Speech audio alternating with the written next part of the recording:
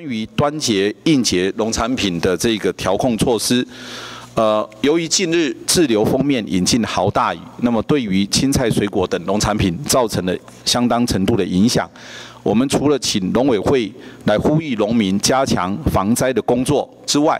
并且要协助农民尽速复耕。同时，对于端午节各类应景的农产品，那农委会一定要加强节前的调配供应措施，来充裕我们批发市场的货源，并且持续掌握市场价格变动情形，以维持一个合理稳定的农产品价格，让我们的民众可以过一个平顺的端午节。